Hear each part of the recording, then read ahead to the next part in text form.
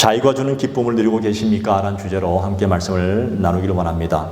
오늘 이 본문이 속해 있는 이 골로새서 성경은요, 이 골로새서 총 주제가 뭐냐면 예수님은 누구이신가? 라는 주제입니다. 그래서 예수님 도대체 무슨 일을 하셨는가? 그 얘기가 이 골로새서 성경 전체의 그런 얘기인데요. 그런데 이 골로새 교회 안에 이 거짓 선생들이 들어왔습니다. 비슷하게 들어와가지고 그들이 무엇을 했냐면 예수님이 뭐 존재에 대해서, 예수님의 어떤 주권에 대해서, 예수님의 어떤 그런 신령함에 대해서 완전히 부인한 것이 아니라 예수님 또한 최고가 아닌 여러 가지 중요한 것들 중에 한 분이시다, 이런 식으로 그냥 뭐랄까요, 왜곡시킨 거예요. 정말 무서운 게 뭔지 아십니까, 여러분? 왜곡시키는 거예요. 비슷한데 사람들로 하여금 올바른 판단을 하지 못하게 하면서 비슷하게 비틀어서 왜곡시키니까 이 골로새 교회 안에 많은 성도들이 혼란스러움을 경험할 수 있는 것을 보게 되더라는 것이죠. 그 골로새서 1장 오늘 본문 읽었던 13절부터 이제 계속해서 나오는 내용이 뭔가 하면, 뭘 강조하냐면 예수 그리스도의 유일성입니다. 예수님은 하나님이시다. 그분은 유일하신 하나님이시다. 예수님이 최고이시다. 예수님이 능력 있는 분이시고 예수님만이 오늘 우리에게 구원을 주시고 오늘 우리에게 영원한 생명을 주시는 분이시다. 계속 그걸 강조하고 있어요. 그래서 이 성도들이 흔들릴 때마다 그들에게 주시는 말씀이 이겁니다. 바로 너희의 구원자이고 너희의 영원한 생명을 주실 분은 예수님밖에 없다. 그분이 유일하신 분이시다라고 강조하는 것이 골로새서입니다. 그래서 오늘 본문 중심으로 도대체 주님께서 우리를 위해서 무슨 일을 하셨는가에 대해서 한번 살펴보면서 은혜를 한번 나눠보기를 원합니다. 첫 번째 뭔가 하면 예수님은 오늘 우리를 죄로부터 구속하여 주셨습니다. 할렐루야. 저와 여러분의 인생 속에 구속의 은혜를 주셨다는 거예요. 이 구속이라는 단어가 영어로 보니까 redemption이라는 단어인데 값을 치고 죄에서 풀어줬다, 이런 뜻이 구속에 있습니다. 값을 치렀다는 거예요. 이 성경이 기록될 당시만 하더라도 이 노예제도, 요즘은 노예제도가 없는데 노예제도가 보편화된 그런 시절이었습니다. 얼마나 많은 노예들이 있는지 몰라요. 그래서 어떤 사람이 하루는 그 노예를 값을 주고 샀어요. 사가지고 그 노예의 증서를 찢어버리고 이제부터 너는 노예가 아니다라고 딱 선언해 주는 거예요. 그게 구속이라는 단어예요. 너는 이제 노예가 아니야. 너는 자유인이야. 이게 구속의 단어인데 우리 일상 속에 한번 볼까요? 우리의 삶 속에서 예를 들어서 내가 어떤 사람에게 큰 빚을 졌어요. 여러분, 빚을 지게 되면 이게 엄청난 스트레스가 옵니다. 그 빚 때문에 억압을, 마음의 이 스트레스를 받고 또 우리가 자유함이 없어요. 왜? 항상 그 빚을 갚아야 되니까. 그 마음속에 눌려 지내는 그 심적인 압박이 얼마나 고통스러운지 몰라요. 그런데 어떤 사람이 예를 들어서 그 빚을 대신 갚아주든지 아니면 빚을 졌던 그 상대방이 너의 빚은 이제부터 탕감이야. 끝. 그게 구속이라는 겁니다. 예. 그럴 때 얼마나 그 마음에 홀가분하고 얼마나 해방을 느끼겠습니까, 여러분? 그래서 이 구속이라는 단어에는 두 가지 의미가 함께 포함되어 있는데, 첫째는 이전까지 누르고 있던 그 힘을 깨버리는 것이 구속이고요. 또 하나는 뭔가 하면 그 힘을 깨고 난 이후에 자유함을 누리라는 거예요. 예. 우리가 죄로부터 우리를 구속해 주셨다라고 말씀하셨을 때는 이 두 가지가 동시에 함께 들어가야 됩니다. 죄로부터 깨어지고 그 다음 자유를 누리는 것. 내가 예수 그리스도를 나의 구주로 고백했다. 그 순간 나는 더 이상 죄인이 아니라 죄에서 내가 얽매였던 것이 깨어지고 더 나아가서 어떻게 한다고요? 그 자유함을 누리는 것까지가 구속이라는 단어예요. 그런데 그동안 가만히 보니까 우리 한국교회는 다 그런 건 아닌데 이런 면들이 굉장히 있었어요. 죄에 대해서 구속에 대한 것은 굉장히 강조를 많이 했습니다. 죄에 대해서 구속하고 죄를 깼습니다. 당신은 더 이상 죄인이 아닙니다. 이걸 얼마나 많이 강조하는지 몰라요. 그런데 한편으로는 죄로부터 구속당해서 깨어짐을 당해서 자유함을 얻었다. 그 자유함을 누리는 것까지는 좀 강조를 못 하더라고요. 당신은 더 이상 죄인이 아니기 때문에 자유함을 누리셔야 됩니다. 이게 많이 좀 부족하던 것을 보게 되는데, 어떤 사람들은요, 이 자유가 주는 힘을 좀 많이 이렇게 간과하시는 분들이 많이 있더라고요. 이 자유가 얼마나 소중한지를 몰라요. 이 자유가 어떤 사람이 되게 만만해 보일 수 있습니다. 더군다나 저는 6.25 세대는 아니지만 그 근접하게 태어났잖아요. 그 6.25 세대를 경험했던 우리 어르신들을 보면 이 자유가 주는 이 소중함이, 또 이 자유가 주는 힘이 얼마나 이 능력이 있는지를 경험할 수 있지 않겠습니까? 근본에 우리가 10월 달에 10월 1일이 무슨 날이었습니까? 국군의 날이잖아요. 국군의 날을 임시 공휴일로 정해가지고 어떻게 했습니까? 대통령과 각 정부 인사들과 또 온 국민들이 한 곳에 모여서 어떻게 합니까? 군인들이 퍼레이드를 합니다. 육해 공군이 퍼레이드를 하늘에서 육지에서 퍼레이드를 하는데 그 마지막 중간에 뭐가 나오냐면 우리 대한민국의 국군의 무기, 신무기들을 이렇게 전시했어요. 전시하면서 쭉 가더라고요. 그런데 그 무기 중에 하나가 굉장한 이슈화 된 무기가 하나 있습니다. 그게 말하면 여러분이 아시는 대로 현무5라는 거 탄도미사일이에요. 무게가 한 8톤 되는, 거의 한 20m 가까이 되는 총 길이가 그 엄청난 무기 때문에 주변 국가들이 그것 때문에 놀래버린 거예요. 그건 괴물 미사일이다. 핵보다 더 무서운 거다. 이 현무5가 왜 무서운가 하면 상층구까지 올라갔다가 밑으로 내려꽂는 게 마하 10이라는 겁니다. 그 엄청난 무기가 마하 10으로 내려꽂으면 어떤 일이 벌어지냐면 콘크리트로, 이 콘크리트가 그냥 콘크리트가 아니에요. 아주 단단한 콘크리트로 지하 100m까지 아무리 했다 하더라도 거기까지 뚫고 들어가가지고 지혜를 다 파괴시켜버리는 거예요. 만약에 콘크리트 아닌 지상으로 그냥 땅에 떨어지면요, 지하 300m까지, 500m까지 내려간다는 겁니다. 그래서 그 일대를 완전히 초토화시키는데 작은 마을 하나는 그냥 순식간에 사라진다는 겁니다. 그 정도로 강력한 무기예요. 그래서 주변 국가들이 굉장히 놀래고 그것 때문에 자기들이 막 분석하기도 하고 내놓는 것들을 좀 보게 되었습니다. 근데 제가 왜 우리나라가 이런 신무기들을 공개했을까요? 그동안 우리나라는요, 이런 신무기를 잘 공개하지 않았었어요. 이번에 처음으로 공개했는데 이 탄도미사일에 핵만 실지 않았다 뿐이지 핵을 싣게 되면 이 키로수가 5,000km 이상까지 날아가서 터진다는 겁니다. 이게 엄청난 파괴력과 무기 아닙니까? 주변에 뭐 일본뿐 아니라 중국, 특히 많은 민감성을 보이는 게 중국이라는 나라, 중국 베이징까지 뭐 그 이상까지 날아가니까 더군다나 이게 핵은 위에서 터지잖아요. 근데 이 미사일은 지하에서 터지니까 그동안 전쟁이 나면요, 수많은 이 나라들은요, 모든 핵 이 시설의 중심을 다 지하에 당겨요. 지하까지 들어가니까 다 파괴되는 거예요. 그러니까 엄청난 무기예요. 그래서 까불면 안 되겠다. 한국이 무서운 나라네. 핵은 만들지 않았지만 한국이 핵을 무장하게 한다면 한 수개월 내에 핵을 무장해서 할 수 있는 나라다. 왜 우리나라 이런 무기를 이렇게 자랑스럽게 내놨을까요? 힘이 있어야 된다는 거예요. 우리나라는 그동안 대한민국은 힘이 없는 그 억울함과 수치스러움을 얼마나 많이 당한지 여러분 기억하시지 않습니까? 우리는 일제시대를 경험하면서 얼마나 우리 주권이 말살되어지고 국민의 자유가 말살되어지고 얼마나 억압 가운데 30년을 보냈습니까? 그 잔재가 지금까지도 아직도 이어지고 있잖아요. 그 힘이 있어야 된다는 걸 깨달았던 거예요. 그래서 이 국방을 튼튼히 하고 힘을 가져야 된다. 힘이 없으면 우리는 망한다는 겁니다. 지금도 전 세계 나라를 보게 되면 나라 없이 헤매는 보트 피플이라는 분들이 계시습니다. 나라 없으면요, 주권이 없으면요, 인정받지 못해요. 여러분들이 오늘 하나님 은혜 가운데 대한민국이라는 나라 안에 살고 있다는 것을 큰 축복으로 여기시길 바랍니다. 우리나라는요, 전 세계 군사력의 6위에 6위, 경제로는 10위 안에 들어가는 강력한 나라입니다. 여러분 자랑스럽게 여기셔요. 근데 이 모든 것을 주관하시는 분은 하나님이십니다. 하나님께서 이 모든 것들을 은혜 주셔서 유독 우리나라 안에 그런 머리가 비상한 분들이 많이 태어났어요. 그래서 이런 것들을 굉장히 많이 개발하기도 하고 그렇게 하고 있지 않습니까? 도산 안창호 선생은요, 그런 얘기를 했습니다. 무실역행이라는 이 사상을 가지고 어떻게 얘기했냐면 참되고 실속 있고 힘써 행하자. 그러니까 참되고 실속 있게 힘써 행하자. 이게 무슨 얘기냐면 다른 말로 하면 힘을 기르자는 거예요. 힘이 없으면 망한다는 겁니다. 경제력, 군사력, 또 뭐 사회 문화력, 이 모든 분야의 힘을 기르지 아니하면 우리 민족에 소망이 없다. 지금도 마찬가지 아닙니까? 이 21세기는 힘의 경제 아닙니까?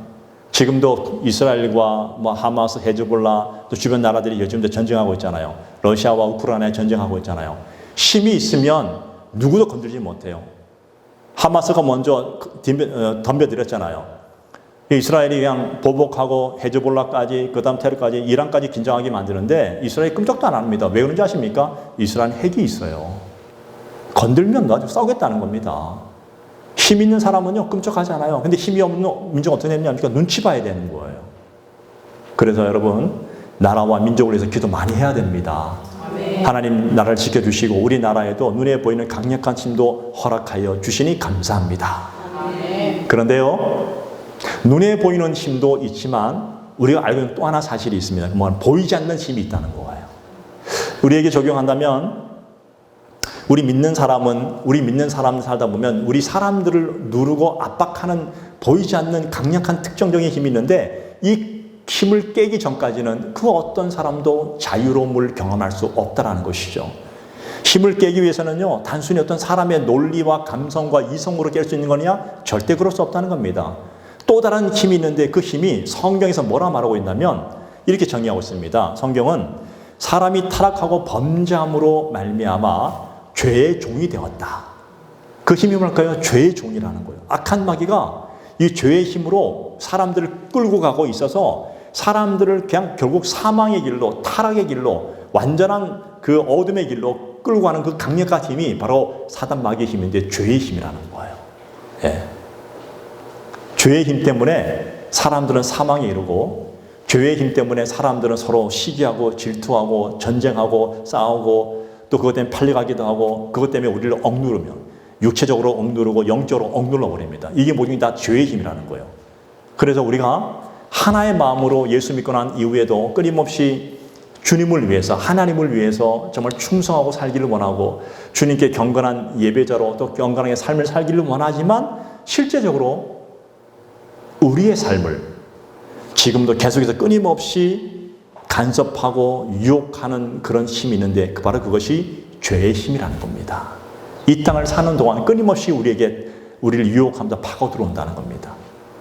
로마서 7장 23절에 보니까 이렇게 말씀하십니다. 내 지체 속에서 한 다른 법이 내 마음의 법과 싸워 내 지체 속에 있는 죄의 법으로 나를 사로잡는 것을 보는도다. 로마서 6장 16절에 보니까 죄의 종으로 사망에 이른다 이렇게 말합니다. 성경은 죄를 하나의 힘으로 보고 있다는 거예요. 이 땅에 그 어떤 사람도 이 죄의 힘에서 벗어날 수 있는 사람이 단 한 명도 없었다는 것을 강조하고 있습니다. 한번 술 얘기해 볼까요? 목사들은 술을 안 마시고 성도도 술 잘 안 마시고 또 마실 수도 있지만 이 술의 힘을 여러분 보세요. 많은 분들이 그렇게 얘기하잖아요. 처음에는 사람이 술을 마시지만 조금 지나면 술을 마시고 최종적으로 뭐 한다고요? 술이 사람을 마시는 거예요. 끊기가 힘들다는 거예요. 너무 어렵다는 거예요. 우리가 잘 아는 마약이라는 걸 볼까요? 미국의 필라델피아 이 켄싱턴이라는 이 거리는 가보게 되면요. TV도 몇 번 나왔잖아요. 여기가 미국에서 최고로 마약이 거래되는 시장의 최고의 거리가 이 켄싱턴 거리인데 거기 있는 사람들 보면 다 좀비예요. 마약에 중독돼서 벗어날 수가 없습니다. 이게 좀비처럼 걸어가는 거예요. 그걸 지저분하고 냄새나는 그 거리, 아무리 정화시키려도 정화되지 않는 그 거리. 마약에 중독된 그 사람들이 마약에 벗어나고 싶지 않겠어요? 아니, 벗어날 수 없는 힘이 꽉 잡고 있다는 겁니다. 예. 그래서 끊임없이 마약에 그러다 그냥 그렇게 죽는 사람들 많이 있다는 겁니다. 우리 강원도, 여기 강원랜드에 가게 되면 카지노가 있습니다. TV에서 나온 걸 본 적이 있는데 그 카지노 주변에 노숙자들이 많아요. 때로는 이 찜질방에서 주무신 분도 계시고 수백 명에서 1000명 이상까지 사람들이 있다고 합니다. 많으면. 그러면 거기 그 사람들이 어떤 사람인 줄 아십니까? 처음에는 그냥 재미로 와서 한번 했는데 혹시나 하는 마음으로 하려고 하다 보니까 결국은 자신의 모든 재산을 다 잃어버리고 때로는 가정으로부터 외면당하고 때로는 이혼당하고 그래서 벗어날 수 없는 그 모습을 가지고 벗어나고 싶지만 그럴 수 없는 형편에 거기에서 계속 그 자리에 있는 거예요. 한 분이 이런 인터뷰 했습니다. 신문에다가 제가 가지는 온 지 10년 됐습니다. 가졌던 수억의 돈을 다 날려버리고 이걸 끊지 못하고 있습니다. 지금도 여전히 이곳에 이렇게 있습니다. 내 재산도 다 잃어버리고 결국 가족들도 나를 다 외면하고 있습니다. 그러면서도 헤어나올 수 없는 그 도박의 중독에서 끝없이 자기가 몰아가고 있는 자기 모습을 보게 되다는 것입니다. 이렇게 무서운 거예요, 여러분. 결론적으로 여러분 아시는 것처럼 이 도박이 얼마나 무섭습니까? 지금 카지노만 도박입니까? 또 우리 사회 속에서 보이지 않는 곳에서 도박하는 분들이 얼마나 많이 있습니까? 어떤 분들은요, 더 이상 도박을 하지 않겠다고 선언해요. 손가락을 다 잘라버려요. 그럼 사람들 보기에 얼마나 무시무시합니까? 엄청난 결단했네? 아니요, 나중에 발가락으로 도박하고 있더랍니다. 이게 사람들의 모습이에요. 이 도박의 문제가 아니라 죄의 힘이 이 모든 것들을 주관해서 싹 다 그렇게 잡아가는 거예요. 사람들하고 벗어날 수 없게 만드는 거예요. 무서운 힘이 우리를 끌고 가는 것을 우리는 시인해야 된다는 거예요. 이거는 꼭 기독교인뿐 아니라 이 사회 현상 속에서 우리는 그걸 다 인정하고 있다는 것입니다. 그런데 성경에서 뭐라고 말합니까? 그렇게 끌고 가고 있는 힘의 실체가 있는데 바로 그것이 죄의 힘이다. 이렇게 말하고 있습니다. 오늘 예수님께서 이 땅에 오셨습니다. 이 땅에 오셔가지고 소망 없는 자들에게 오늘 소망 주시기 위해서 십자가의 죽으심으로 우리의 모든 죄를 어떻게 했습니까? 다 끊어버리셨습니다.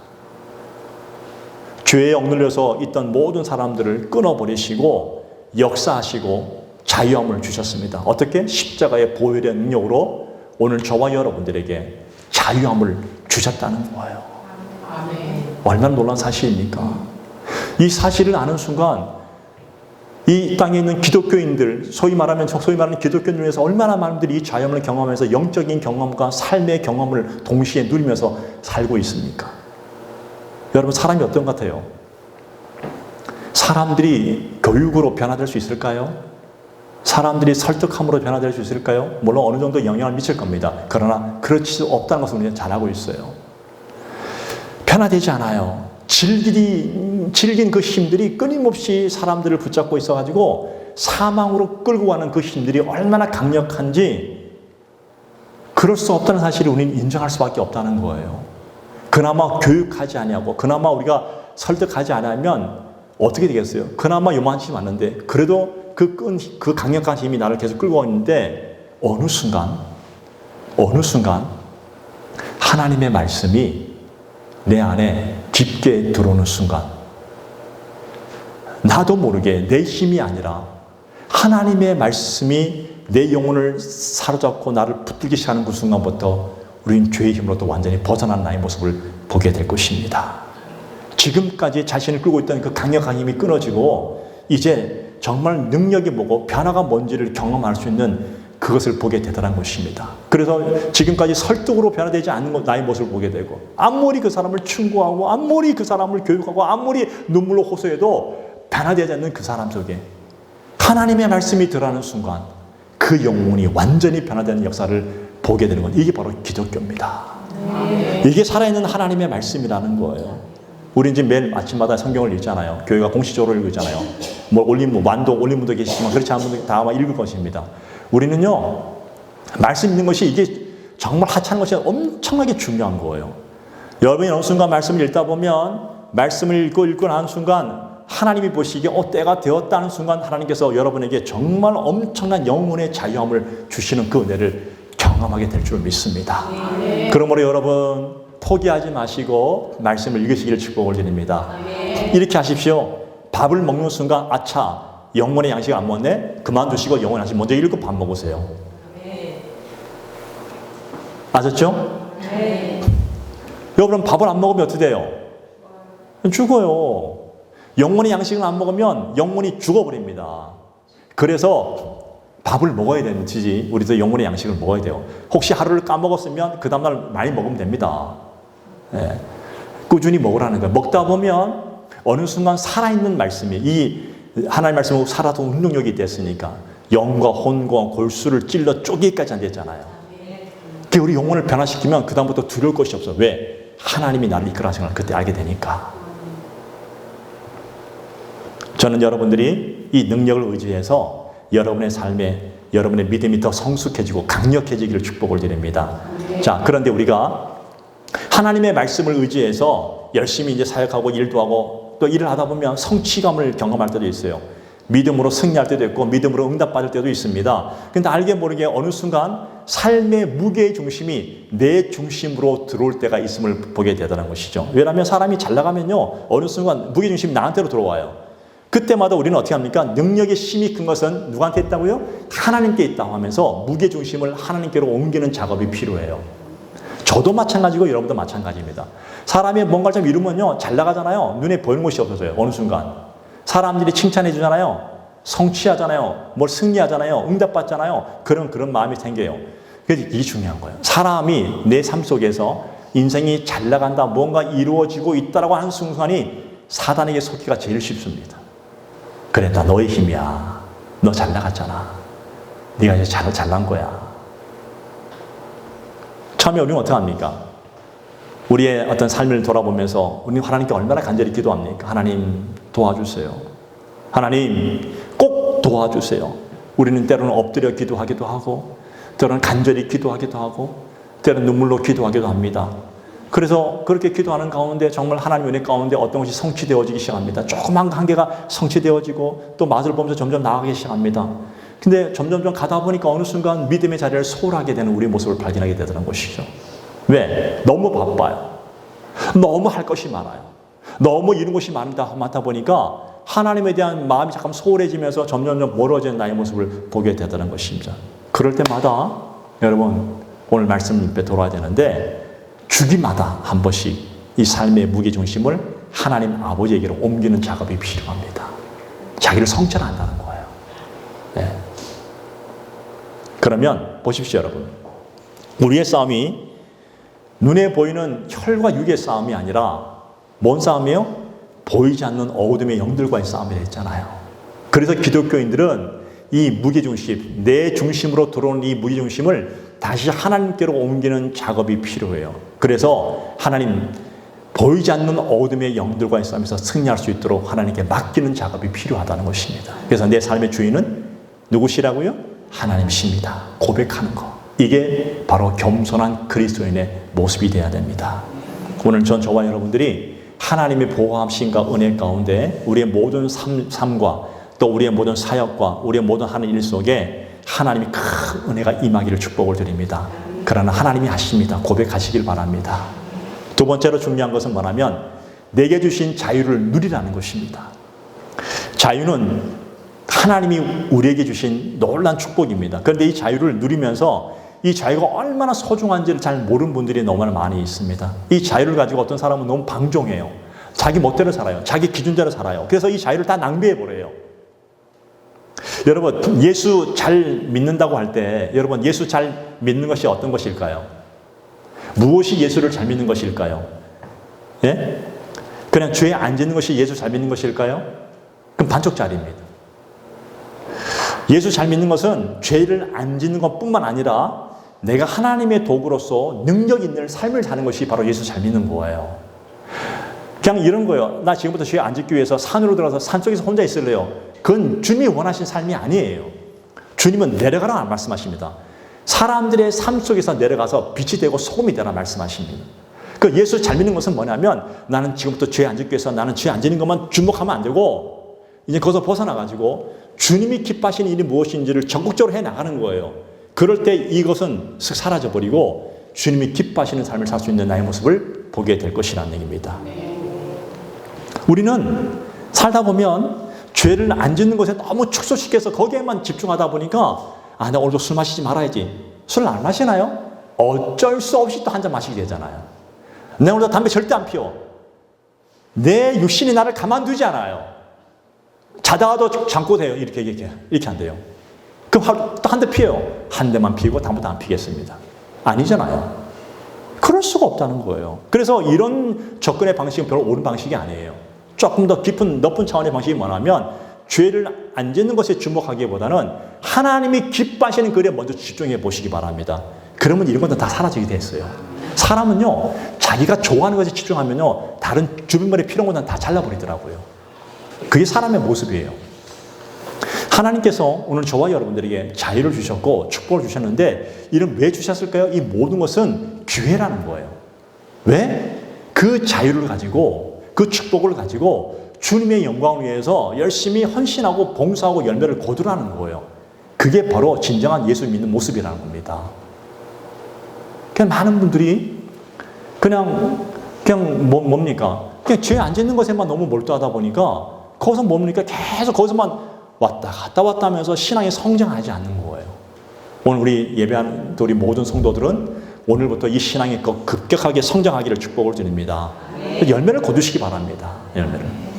종되었던 사람을 풀어주니까 풀어준 것도 끝난 것이 아니라 그 종이 이제 진정한 자유를 삶 속에서 누릴 수 있도록 해주는 것. 이게 바로 구속의 참된 의미입니다.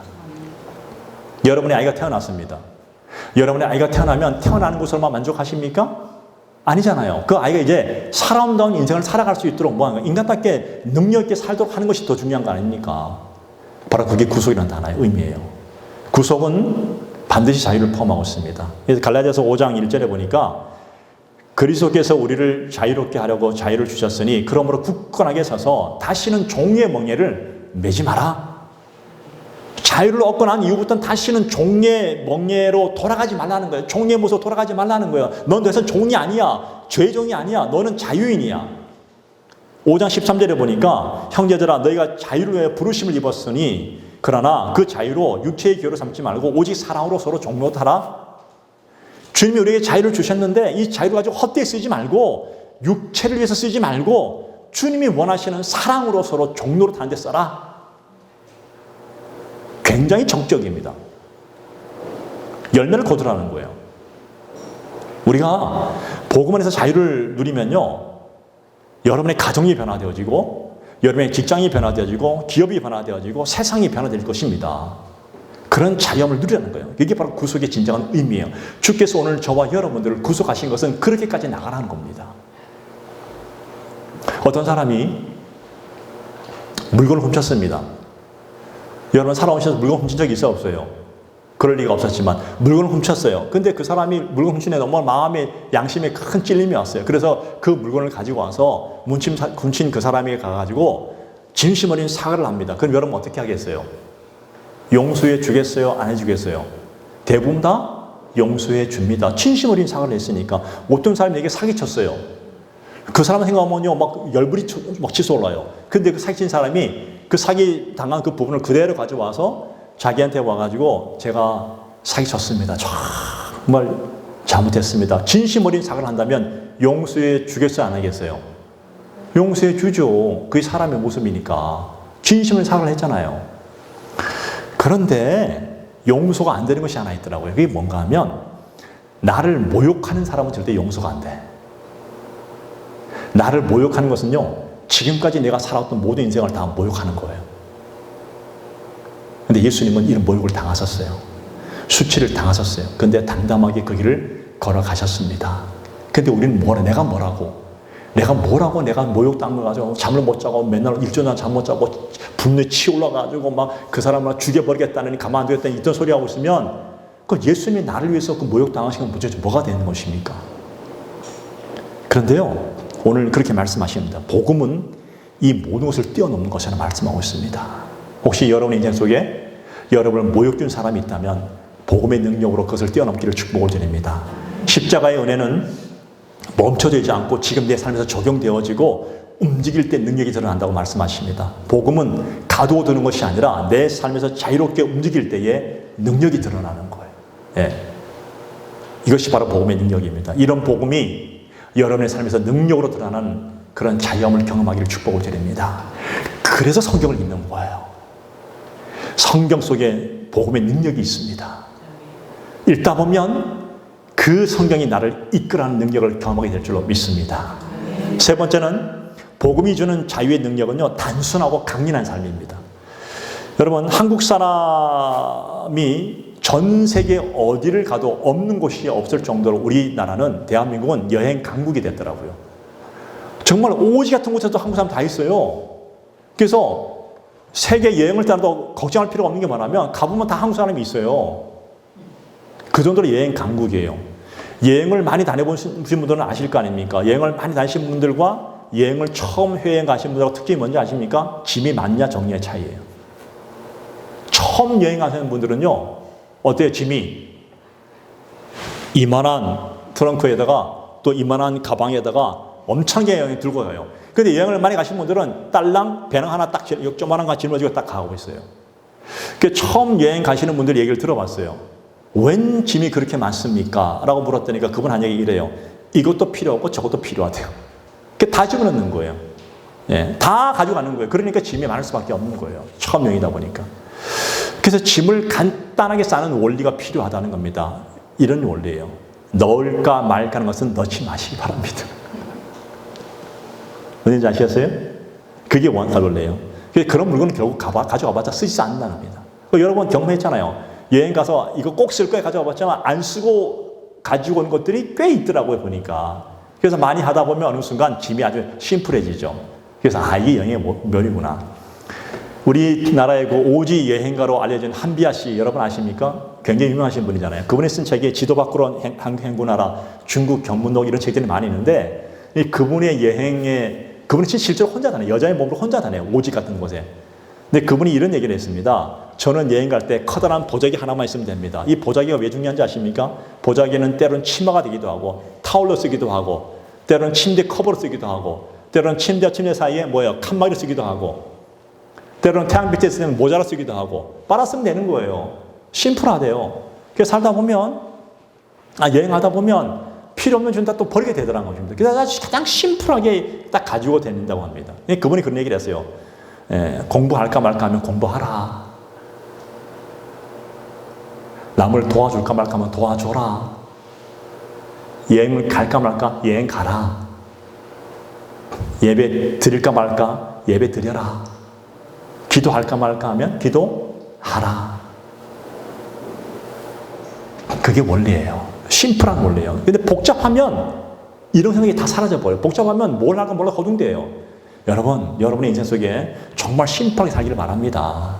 우리 인생 그렇지 않습니까? 하나님이 주시는 것들을 누리다 보면 나도 모르게 그 축복에 취할 때가 너무 많이 있어요. 그런데 단순화되는 작업이 필요해요. 열매를 추구하는 사람은 더더욱 단순해져야 됩니다. 신앙생활 심플하게 하시기 바랍니다. 복잡하게 마세요. 복잡하게 이거 할까 저거 그게 아니라 하나님이 기뻐하시면 심플하게 오케이 하면 그냥 나가면 되는 거예요. 할까 말까 하다 나가지 못하고 가만히 있으면요 그거는 아무것도 아닌 거예요. 해보라는 거예요. 해보라는 거예요. 그게 심플의 원리예요. 그런 사람들이 열매를 거둬요. 여러분 농부가 열매 거둘 때 뭐 합니까? 가지치기 해요 안 해요? 하잖아요. 가지치기를. 왜 합니까? 열매를 거두기 위해서 하잖아요. 마찬가지입니다. 오늘 여러분의 인생 속에 신앙의 열매를 거두기 원하십니까? 여러분의 인생 속에 하나님 앞에 나가는데 방해되는 것들이 많이 있잖아요. 지금부터 심플하게 다 잘라버리세요. 뒤돌아보면 다 잘라버리세요. 그러니까 심플하게 하나만 딱 바라보시기 바랍니다. 그러면 집중의 원리예요. 집중하면 하나님이 축복해 주십니다. 아멘. 그게 신앙의 원리입니다. 우리 인생을 보시기 바랍니다. 여러분의 인생 속에 잎사귀만 무성한 인생이 되길 원하십니까? 여러분 잎사귀가 무성한 것은 아무런 도움이 안 돼요. 열매가 있어야 돼요. 화려한 인생처럼 보여요. 저도 그래요. 저도 제 인생을 돌아보니까 화려한 스펙 같은 거 쌓기를 원해가지고 뭐 이것저것 다 쌓아왔는데 아무 소용없어요. 하나님이 원하시는 것은 열매를 원하시는 거지 스펙이 아니잖아요. 진짜 필요한 건 하나님이 원하시는 걸 해야 되는데 하지 못할 때 우리 인생에 기쁨이 없어진다는 것입니다.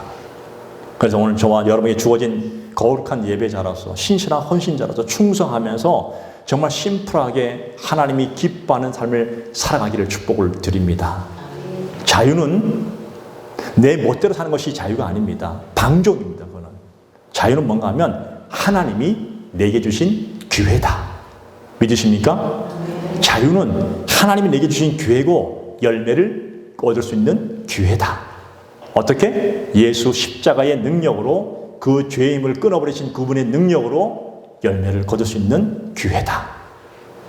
저는 바라기는 오늘 저와 여러분의 가정과 오늘 여러분의 인생 속의 직장과 기업과 이 모든 것에 하나님의 말씀의 원리를 심고 살아가 보기를 축복을 드립니다. 편견이 있는 곳에 편견을 깨버리시고 원망과 불평과 시기와 질투가 있는 그곳에는요 그것을 제거버리시고 그리고 신앙생활을 잘하지 못하는 그런 자들에게는요 정말 신앙생활의 심플한 삶이 무엇인지를 보여줄 수 있는 그런 삶이 되기를 축복을 드립니다. 그래서 정말 하나님이 기뻐하시는 구속의 은총이 뭔지를 온전히 경험하면서 살아갈 수 있는 이번 한 주가 되기를 간절히 축복을 드립니다. 같이 한번 기도하기 원합니다.